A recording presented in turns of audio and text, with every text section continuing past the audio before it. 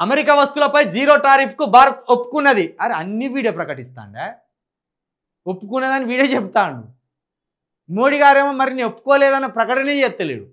మోడీ చేయాలి కదా ఇది. ఖతార్ వేదికగా ట్రంప్ సంచలన కామెంట్లు.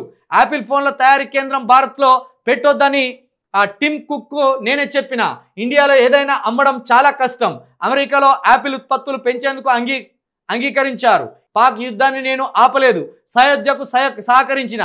కొంచెం చిన్నగా సడలింపించింది అన్నట్టు.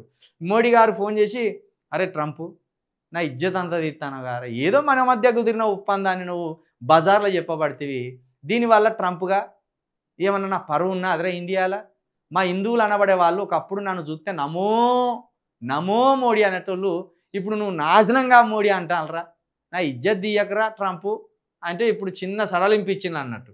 నేను యుద్ధాన్ని ఆపలేదు కానీ ఎందుకు కొట్టుకుంటారా మీరు ఊకొర్రి అన్న.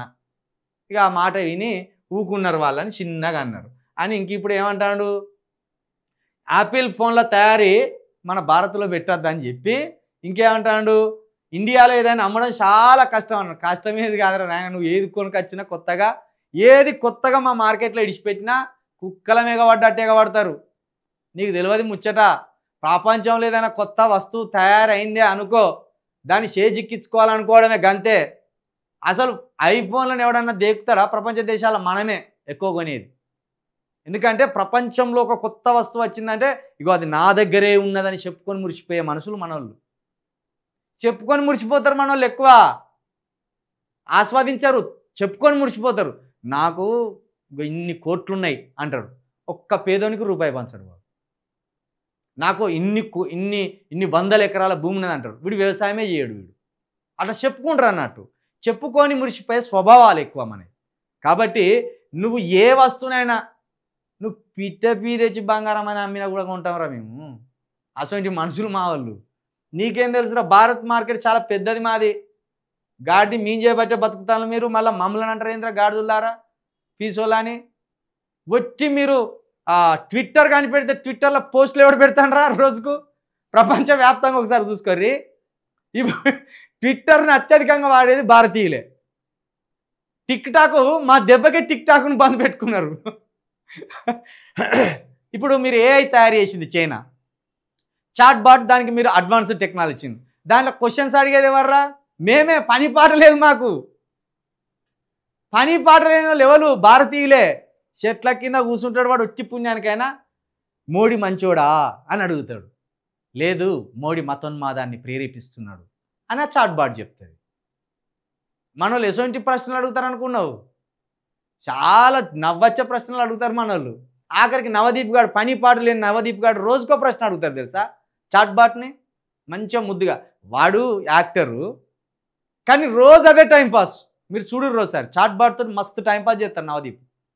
అంటే మాకు ఎప్పుడు చూడు మాకు టైంపాస్ కావాలి, పని చేయం మేము.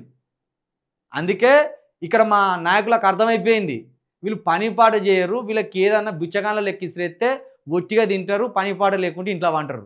వీళ్ళని ఎట్టి పరిస్థితుల్లో జ్ఞానవంతులను చేయొద్దు. వీళ్ళు జ్ఞానవంతులను తయారైతే మళ్ళీ మా కృషిలు గుంజుకోవాలని చూస్తారు. ఆ పని పాట లేని అత్యధికమైన సన్నాసులు ఎవరు? మన ఎస్సీబీసీ ఎస్టీలే. నాకు మొన్న ఒక పోరడు మెసేజ్ పెట్టిండు కదా, భలే పెట్టిండు. నేను వెంకలాడి రేపైనా చూపెడతా. మొగోళ్ళ విషయంలో ఆడోళ్ళ విషయంలో ఒక 18 సంవత్సరాల ఆధిపత్య కులాల అబ్బాయికి ఉండే తెలివి ఒక 40 సంవత్సరాల ఎస్సీబీసీ ఎస్టీలకు ఉండదట. ఒక 16 సంవత్సరాల అమ్మాయికి ఉండే ఆధిపత్య కులాల అమ్మాయికి ఉండే తెలివి ఒక 50 సంవత్సరాలు వచ్చిన మహిళ మన ఎస్సీబీసీ ఎస్టీల మహిళలకు ఉండదట. నిజమే ఇది. వాడు ఓవరాల్గా గమనించే చెప్పిండు. నిజమే ఇది. ఏ క్షణమైనా మన వాళ్ళు రాంగ్ స్టెప్ ఎత్తారు. వాళ్ళు అంత ఈజీగా వేయరు. మన కుటుంబం, మన అయ్య, మన రెడ్డి అయ్యకు ఏమన్నా ఇది తలవంపయ్యే పనేనా? మన వెలుమ అయ్యకు ఇదేమన్నా మా తలవంపయ్యే పనేనా? మన బ్రాహ్మణులకు ఏమన్నా ఇది తలవంపయ్యే పనేనా అని ఆలోచించి ఆలోచించి ఆలోచించి చూస్తారు వాళ్ళు. ఒక అనకూడదు, మనం ప్రత్యేకంగా ఒక క్యాస్ట్ని పెట్టి అనకూడదు.